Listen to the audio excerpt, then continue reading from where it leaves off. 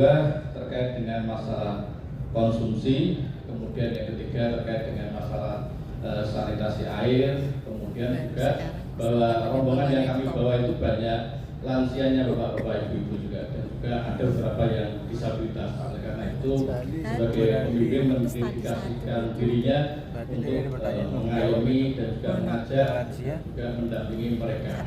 Nah, adapun solusi yang terkait dengan masalah transportasi, karena memang ini hubungannya dengan sirkah ya, maka sebagai petugas nanti akan menghubungi, mengkomunikasikan. Misalkan terjadi keterlambatan dalam hal transportasi, ini ke Arafahnya kok terlambat, maka kita menghubungi petugas. Kemudian juga terkait dengan masalah konsumsi misalkan. Nah, selain masalah fasilitas ya, transportasi, konsumsi, kemudian juga berdiam di atau mabit di Arafah ya. Nah, ini kadang yang terjadi begini, tim ahli, yang terjadi adalah kekurangan bed ya, kekurangan tempat tidur istilahnya. Nah, misalkan di SOC itu kapasitas jamaahnya 300, yang tersedia 200, yang tersedia 285 umpamanya atau 280 umpamanya. Nah, oleh karena itu kami menyampaikan kepada petugas, kalau memang tidak bisa disediakan bed, maka tolong kami disediakan karpet tebal misalnya, sehingga para jamaah bisa istilahnya mabit di situ dengan nyaman.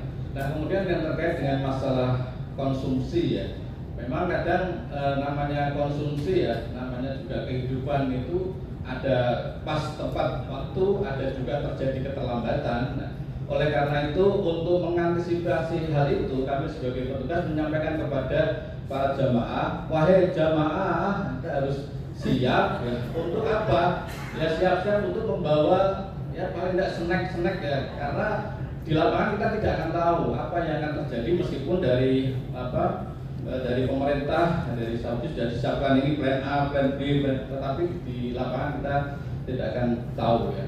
Kemudian yang berikutnya juga terkait dengan masalah sanitasi air ya. Memang karena di Musdalifah itu tidak di Musdalifah itu tempatnya terbatas ya, kurang lebih ya 12, sekian kilometer. Padahal yang berdiam di situ atau mabit di situ itu cukup banyak ya, sehingga keterbatasan air akan sangat dimungkinkan. Nah, antisipasinya apa? Yang pertama, kalau untuk para lansia ya pakai somper, pampers ya, pakai pampers istilahnya. Nah, terus kemudian juga membawa air minum, kemudian juga menyiapkan ya tempat sendiri, misalkan sajadah, kemudian alas yang itu nanti akan memberikan kenyamanan bagi para jamaah.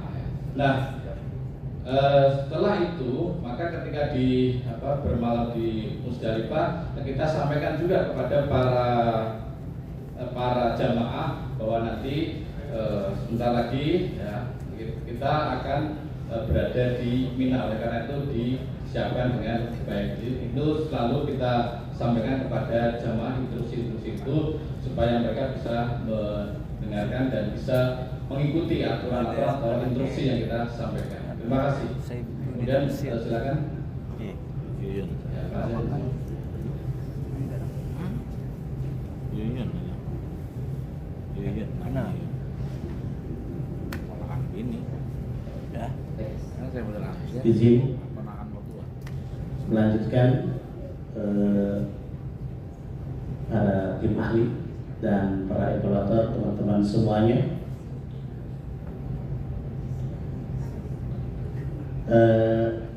Tema yang akan dibahas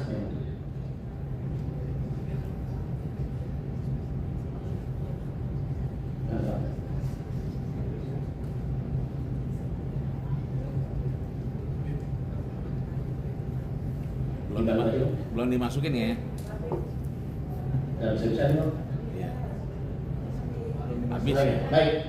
Ziarah wadah. Ziarah wadah ini ternyata ada pendapat, ada setidaknya pendapat ulama itu ada 3. Ada yang menyatakan la aslalah, tidak ada dalilnya, bahkan ada yang menyatakan mubah sebagai adab, dan ada yang menyatakan adalah sunnah.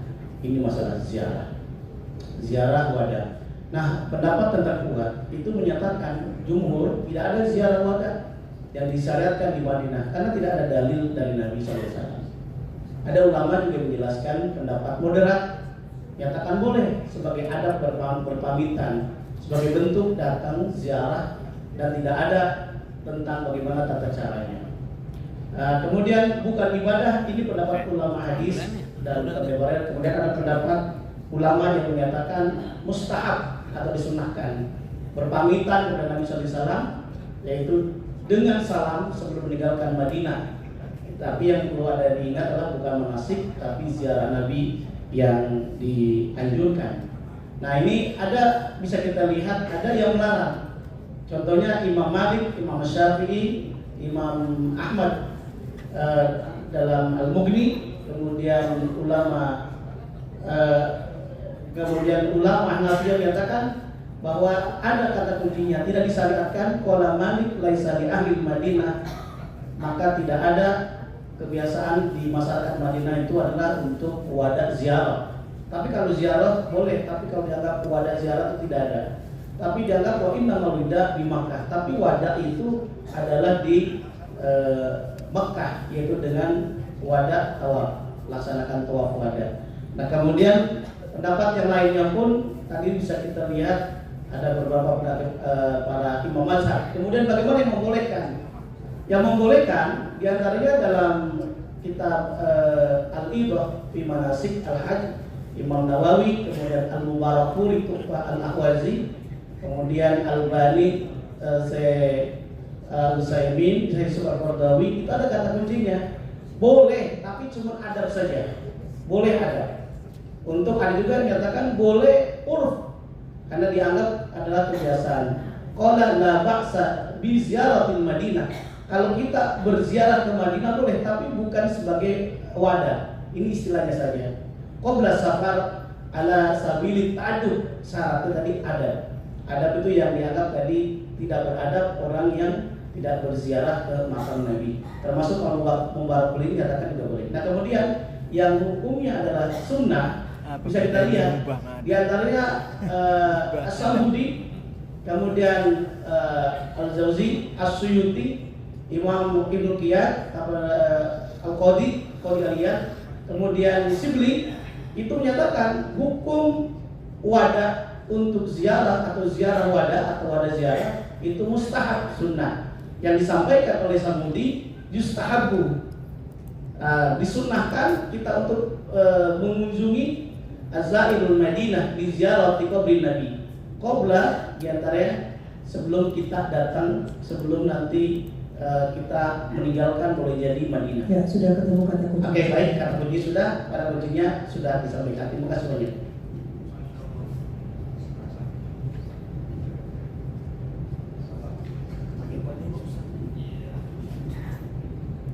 Assalamualaikum warahmatullahi wabarakatuh. Terima kasih yang saya hormati Ibu anggota, Bapak anggota DPR dan saya hormati. Alhamdulillah kita lanjutkan terkait dengan masalah istitoah. Jadi istitoah ini menjadi satu hal yang penting, utamanya dikaitkan dengan masalah makdum, sakit berat dan disabilitas. Bisa lanjut? Lanjut bisa. Ini kalau kita lihat di dalam kitab Fathul Simar, Ahkamul Haji wal Iktimar, di situ ada penjelasan wa amal ma'dub al-ajizu an al-haji min as-sidara min al-maradil la yujabru fa in wajada ujratan man yahujja an lazima wal hajj. Jadi kalau seandainya orang yang terhalang karena sakit berat sebab karena dia lansia yang atau sakit yang tidak bisa diharapkan kesembuhannya, maka kalau seandainya dia menemukan ujroh atau upah untuk membayar orang yang menghajikan baginya, maka lazimul hajj, wajib baginya untuk haji. Fa'ilam yaf'al istaqoro. Sebentar mas, masih dijelaskan, masih ada tafsir madahibnya kok sudah pindah, itu kan yangel.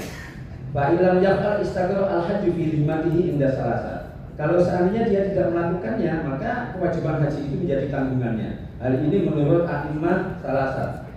kecuali Imam Malik. Kalau Imam Malik menyatakan al-ma'dud la yajibu alaihi al-hajj. Menurut Imam Malik secara mutlak bahwa orang yang ma'dud itu tidak wajib untuk melakukan haji. Lanjut. Ini bonus terkait dengan tunanetra. Apakah tunanetra ini kemudian istitoah? Ada pernyataan di sana masih di dalam kitab yang sama, Fathul Thimar Ahkamul Haji wal I'timar, yang ini kemarin intifak dengan apa yang disampaikan oleh Kiai Muhsin Ghazali ketika menyampaikan kitab ini. Kemudian saya cari langsung dodok ketemu, alhamdulillah. Wa amal a'ma idza wajada may yaqudu wa yahdihi atau yajibu alaihi al-hajj. Kalau seandainya orang itu tunanetra, seandainya dia menemukan orang yang bisa menuntunnya atau menunjukkannya kepada jalan untuk menuju haji, maka wajib baginya untuk melaksanakan ibadah haji. Wala tajuzu lahu al-istinaba indal a'immatis salasa. Yang ini seperti ini menurut a'immatus salasa tidak diperbolehkan. Lanjut. Ini terkait dengan hukum al-waqtu atau al-jima' sebelum tahallul awal. Kitabul Idhaf fi manasikil haji wal umrati, di situ ada pernyataan. Wa qala Ahmad fi riwayatin tajibu badanatun. Wa fi riwayatin satu ila angkor. Ini yang menjadi strateginya adalah ila angkor. Wa in jama ila angkor wa amal wa fi kubulin mar'a au duburiha au duburi rajuli wal bahimati fa yafsudu bil haji in kana qabla tahallulil awal. Ini artinya mahalus syahidnya di sini. Saya memahaminya, stressingnya ada di situ. Sawa'un qabla wuquf bi Arafah au ba'da. Wa in kana ba'da tahallul ini lam yafsud al hajj. Ini di dalam kitab Al-Idhaf fi manasikil haji wal umrah. Lanjut. Yang menarik adalah ada pendapat lain di dalam Al-Mughni fi Fiqhil Haji wal Umrah. Kalau Pak Kiai biasanya kan ada pilihan yang memudahkan. Hanya saja ini wa fi hadza nadhur. Ini bahasa wa fi hadza nadhur ini kayaknya dicurigai untuk tidak bisa dipakai ini. Menurut saya begitu Pak Kiai ya. Jadi di sini ada pernyataan innal waq'a qabla jamratil aqabati yafsudul hajja. Wala farqa baina ma qabla al-wuquf wa ba'da. Wa bihadza qala Malikun wasyafi'i. Wa qala ashabul ra'yi in waqi ba'da al-wuquf lam yafsud hajjuhu. Liqauli Nabi man adraka Arafata faqad tamma hajjah. Ini sudah jelas. Yang menarik di sini qala Ahmad la a'lamu ahadan qala inna hajjahu tamun ghayra Abi Hanifah. Nah, ini pendapat yang mengatakan man adraka Arafata faqad tamma hajju ini disoal oleh Imam Ahmad. Imam Ahmad mengatakan, saya tidak mengetahui ada satu ulama pun yang menyatakan bahwa ini sahih atau ini hajinya sah kecuali Imam Abu Hanifah. Hanya saja Shahibul Mughni menyatakan wa fi hadza nadhar. Nah, ini menjadi masalah di situ. Ya, artinya boleh sih boleh, tapi kan ini dalam kerangka fikih madzhab mesti kita juga harus mempertimbangkan yang lain. Lanjut.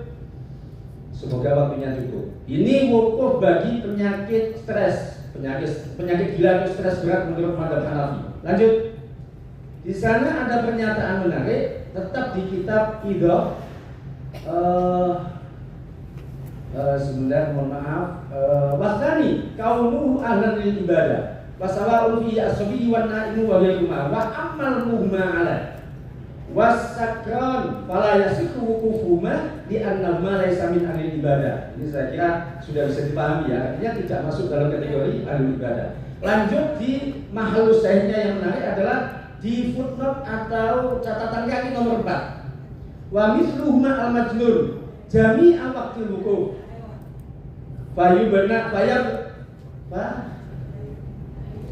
Fayubna al-wali baqiyat al-amal ala islamil majur wa kullu ma'ali wasakwan in aisa min ifaqatima wa illa yaqiyani li ifaqatima wa yaqulu naklan wa in ta'uddu kama fit tufa. Ini artinya bahwa majnun ini, persoalan majnun ini ada tafsirnya. Persoalan majnun ada tafsirnya antara keseluruhan siang hari atau keseluruhan dari waktu wukuf atau tidak. Lanjut. Dasar umum ibadah kan sebenarnya ini al-junun muskitun ibadah allati tahtaju ila niyyah.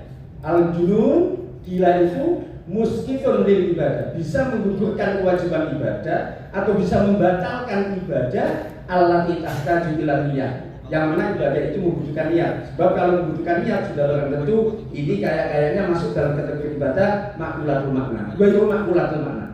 Ghairu makmulatul makna. Min asbabil fi'li laisa min asbabil tarki. Kalau min asbabil tarki seperti izalatun najasah itu tidak membutuhkan terhadap niat. Lanjut. Sehingga ini ada beberapa, meskipun demikian ada beberapa. Kalau ini kan mutlak, mutlak artinya orang gila nggak boleh, bukan nggak sah hukumnya. Seperti itu. Lanjut, ini dibaca. Kemudian al-hidayah, ini juga wajib selalu tulis hadal haji al-aqlu, fala yasifu minal masdul di annawlaninya telah. Lanjut, sama. Masbud as-sarafsi juga sama. Didakan nama masdul fi jami'i waqtil wuquf lam yasihhu wuquf di annawla aqlala wala niyata. Hanya ada peluang di situ. Bahasanya idaka masdunan fi jami'i waqtil wuquf. Jika tidak jami'a waqtil wuquf maka sudah barang tentu yasihhu wuqufu. Lanjut sama. Lanjut. Hukum melontar jangkau. Oh, kesimpulan ke atas mas sebelum ini mas. Nah, ini kesimpulannya. Gila total sepanjang waktu wukuf tidak sah. Gila sebelum wukuf, sembuh sebelum waktu habis sah. Gila saat wukuf, sadar walau sebentar sah. Stres berat tapi masih berakal sah. Iya, ketemu kata kuncinya. Ya. Lanjut. Hukum melontar jangkau. Terus gambarnya nggak penting. Nah ini jamaah yang diwakilkan dalam kondisi untuk syar'i. Pembadal sudah mendapat izin dari yang dibadalkan. Pembadal tidak membadalkan lebih dari satu orang. Lanjut. Ya ayatnya ini. Kalau ini ayat ya makanya kemarin saya sempat tanya ke Pak Kiai kitab yang ada harus-harusnya kemarin apa. Saya ingin nanti nyuwun gitu. Bisa istifa, ya bang bisa istifadah atau istifa. Lanjut. Innam ra'atan. Ini yang menjadi anam ra'atan min khos'am. Ini yang kemarin dalil juga sudah disampaikan. Ya terus lanjut. Ini yang dia Imam Muslim ini kan lanjut. Kalau ulama, nah ini penting. Wa yajuzu al-ina fatajuzu al-inabatu fi hamdi liman ajaza an hamdi bi nafsi limaradin aw habsin aw kibari sinnin aw hamlil mar'ati fa yasihu lil marid bi illatin la yujaza waluha qabla intihai waqti hamdi walil mahbus wa kabiri sinni wal hamili ayyuwakkila anhu. Ini jelas mahalus syahidnya ayyuwakkila anhu mayyahmi anhu al-jamarati kullaha keseluruhan wa yajuzu atawakkul an iddati ashkhas. Bahkan taukilnya itu tidak hanya dibolehkan hanya satu orang, banyak orang. Saya mewakilkan untuk akobah, saya mewakilkan untuk ula dan seterusnya. Terus saya kira itu lanjut kaidah usul fikih, kaidah usul fikihnya al-masyaqqah tajibut taysir. Kita pakainya al-masyaqqah sebab kalau ad-darurat itu konsekuensinya agak berat. Sebab ada dalam qawaid fikih yang ditulis oleh Imam Jalaluddin Asyuyuti itu ada pemaknaan, ada darurat, ada hajat, ada tazayyun atau zina, ada fudlah dan seterusnya. Lanjut. Tata caranya melontar dirinya sendiri, musuh apa kemudian melontar untuk orang lain. Ini bagi pembadal. Kedua, pembadal melontar jumroh ulang untuk dirinya sendiri, kemudian untuk yang dibadalkan dilanjutkan dengan jamroh wusta dan akobah dengan cara yang sama. Lanjut. Alhamdulillah. Ya. Langsung untuk disikapi, dikritisi atau ada beberapa pertanyaan dari kelompok yang belum tadi melontarkan jawaban. Pertanyaan. Silakan melalui moderator dari kelompok 4. Baik, terima kasih jazakumullah khairan kepada para presentator. Baik Bapak Ibu yang akan bertanya silahkan majukan tangan ya Ibu. Satu lagi, karena kita diberikan hanya 2 penanya. Ya udah ada kan? Mic-nya udah ada. Baik, Assalamualaikum warahmatullahi wabarakatuh. Kami dari kelompok 5 atas nama Lia. Tadi dijelaskan tentang istitoah untuk disabilitas fisik, terkhusus untuk disabilitas gangguan penglihatan atau tunanetra. Nah, bagaimana istitoah untuk disabilitas dengan gangguan yang non fisik? Misalnya orang-orang penyandang ADHD, ADD, atau mungkin orang dengan penyandang autis. Nah itu bagaimana kemudian istitoahnya? Padahal mereka memiliki tubuh yang sehat dan kuat dan barangkali dari sisi finansial juga memungkinkan. Terima kasih. Ya, baik, penanya kedua silakan. Ada? Ya, kalau tidak ada langsung dijawab saja. Tolong dimanfaatkan dari kelompok lain yang berikan pertanyaan, dimanfaatkan. Kalau nggak ada boleh. Moderator. Baik. Terima kasih untuk istitoa. Jadi istitoa ini kan kalau di nas yang ada di dalam kitab Fathul Thimar itu memang bahasanya al-ajiz 1, al-marid 2, al-haram kan. Terus kemudian maridnya itu juga layu jabruhu. Ini semua menurut pendapat kami masuk di dalamnya juga terkait dengan orang-orang yang memang secara mandiri dia tidak bisa untuk melakukan haji. Artinya bahwa seperti autis dan seterusnya itu kan bisa kemudian dilakukan badal. Karena apa?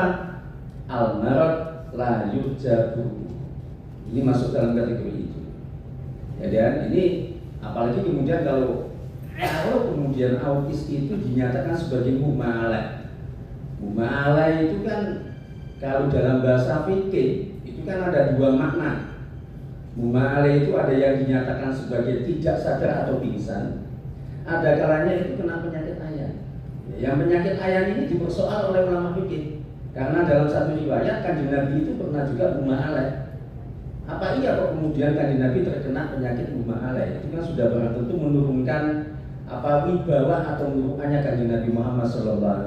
Maka begini, jadi kembali lagi kepada al-marid la yurjabu. Ini kan ketika dia tidak bisa melakukan itu, ya sudah. Ini saya menjadi mengingat kembali bagaimana hebatnya rayuan dari pembimbing haji Pak Kiai. Di tempat kami itu ada orang sepuh. Tahun 2003 itu banyak jamaah sepuh di Kabupaten Pekalongan. Akhirnya pembimbing bisa dengan menyampaikan dalil-dalil yang seperti ini, meskipun dengan cara disederhanakan, akhirnya si sepuh ini kemudian ya sudah Pak, saya dibadalkan saja. Masya Allah. Nerimo ya Bu ya, pasrah. Ya, ini yang luar biasa sebenarnya. Jadi yang menjadi titik tekan atau stressing sebenarnya adalah istitoah ini kan tidak mesti kemudian dimaknakan dengan penyakit berat.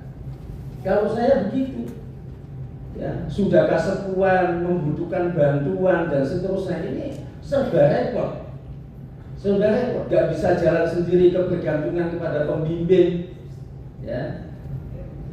Sementara kita juga kesulitan. Kita ini yang masuk kuota sekarang antrinya 40 tahun. Jadi kayaknya bayangan saya sama teman-teman dari Kementerian Agama tadi itu bisa jadi jamaah kita sepuh terus ini nanti. Tahun ini maju ya sepuh saja, nanti maju lagi ya sepuh lagi lah. Kapan jamaah mudanya? Ya maka jadi pembimbing stressingnya di situ sebenarnya terkait dengan makhluk itu. Saya kira itu. Oke, karena penyakit psikologis itu banyak sekali. Jadi kalau gila itu kita istilahkan sebagai schizofren. Nah, kalau yang tadi disebutkan itu semuanya tidak ada kaitannya dengan kesadaran, ya ketidaksadaran. Jadi itu semua penyakit yang tadi disebutkan itu masih sadar, masih sadar. Cuma nanti kalau memang ada unsur mengganggunya, memang akan lebih bagus kalau kemudian istitoahnya biwairi ya, dengan ada pendamping misalnya. Oke, jadi bahkan orang schizofren aja dia bisa cerita ketika dia dipaksa ke IGD misalnya, itu bisa cerita bahwa saya itu pengen tidak ingin ke sana tapi saya tidak kuasa. Jadi sebenarnya schizofren atau gila itu sendiri masih harus ada ahli yang kemudian memutuskan apakah dia memang benar gila atau tidak. Terima kasih. Ya, cukup. Mohon dimanfaatkan satu pertanyaan lagi dari kelompok yang tidak tampil. Ya, baik, ada penanya satu lagi dari kelompok lain selain kelompok 5. Mohon dimanfaatkan teman-teman. Jangan juga dibagalkan juga nih.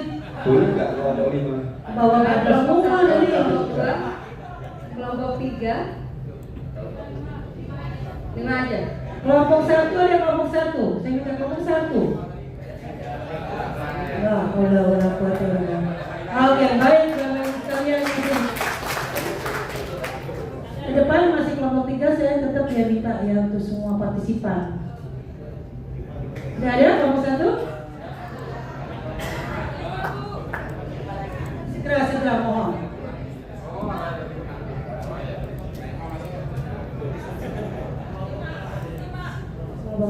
Oke. Diberikan kesempatan Ibu. Ya, silakan. Berkaitan dengan tadi persoalan tentang istitoah kesanggupan ibadah haji dan umroh sama haji yang mandub pertama, kemudian yang jamaah stres. Pemahaman yang kita dapat tadi itu seakan-akan dijelaskan bahwa jamaah itu belum berangkat. Sebagian besar dijelaskan itu. Oleh karena itu mohon penjelasan dan klarifikasinya saja berkaitan bahwa ini terjadi di pelaksanaan ibadah haji. Jadi jamaah itu sudah berangkat, Pak. Sudah berangkat di tanah suci, kemudian jamaah itu stres ataupun madhub dan sebagainya. Itu solusi seperti apa? Mungkin yang kita harapkan klarifikasi dan jawaban itu. Sudah di Medan, maksudnya sudah di Medan. Jadi jamaah sudah berada di, sudah berangkat ibadah haji. Ya, saya sudah paham pertanyaannya. Jadi tadi ada dawuhnya Bunyai di Medan, tahunya sampai Medan. Ternyata di Medan sudah di Arab Saudinya. Oke, saya jawab dengan duduk saja di bolak-balik. Jadi istitoah itu azat bahrohilah itu sudah barang tentu hukum itu diberlakukan sebelum keberangkatan. Artinya ketika kemudian jamaah itu sudah sampai sana, ini sudah perkara lain ini. Artinya kan terus kemudian hukum itu ya tagoyah. Ini jadi dalil dari enak saya. Di zaman au makan, dan pendidikan makannya kan sudah beda. Ini sudah sampai di sana. Nah, maka ketika sudah sampai di sana kan tidak terus kemudian kita wah panjenengan tidak istitoah ini lah. Ini menjadi masalah justru nanti, gitu kan? Ya apa ya pendampingannya harus ekstra, saya kira begitu. Mungkin begitu. Siap, terima kasih. Kita berikan aplaus untuk kelompok kita. Masih semangat ya? Halo, semangat? Belum banyak tampil ini, belum semuanya belum ada suara ini, belum ada suara. Dan mohon maaf ini luar biasa dari kelompok 4. Cuman mohon maaf dari kelompok itu jubir-jubirnya disebut ya. Nanti ada kita penentuan penilaian peserta lain. Ya, Bu evaluator, Bapak evaluator, sebut ya, kan saya nggak kenal, saya kenal Bu evaluator. Oke, baik Bapak Ibu sekalian, kita beri kesempatan untuk penekanan segi kompetensi terkait dengan fikih haji pada Pak Yai Kartono, dipersilakan. Terima kasih kelompok 4. Cuma pertama yang saya mohon itu tadi kan bicara tentang pelayanan di mana Musdalifah dan di Arafah dan Musdalifah misalnya ya. Iya. Itu kan yang berkaitan dengan ini bis yang terlambat masuk ke wilayah Musdalifah itu maksud saya. Jadi yang tadi kan belum apa solusi jika ada hal-hal yang terjadi berkaitan dengan mabit di Musdalifah. Antara lain tadi dijelaskan, tapi ini ada yang sering terjadi dalam kondisi kredit, bis macet sampai ke Musdalifah sudah habis waktu mabit. Ini nanti ditambahin aja. Ini seperti apa solusinya gitu kan? Apa kan nggak mungkin mabit lagi, tapi harus ada penjelasan itu. Oleh karena itu antara lain jamaah dihimbau sholat maghrib isya itu di Arafah.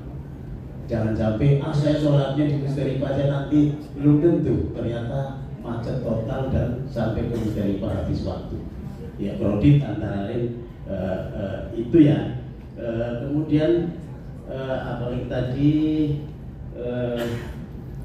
terbatas di iya. Kemudian saya minta ingat ya, tapi belum bagus ini yang disampaikan oleh kelompok tadi dari perspektif pandangan fuqaha terkait dengan beberapa masalah, apalagi istiqomah yang kemudian terkait dengan jamaah stres gila itu bagus.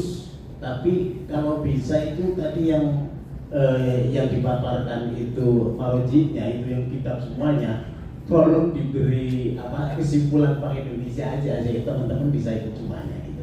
Barangkali itu bagus ini untuk kelompok 4. Terima kasih. Baik Bapak Ibu sekalian, ya silakan untuk kelompok 4 untuk mengakhiri dan berpamit kepada forum. Ya, baik, terima kasih kepada tim ahli juga Bapak Ibu semuanya.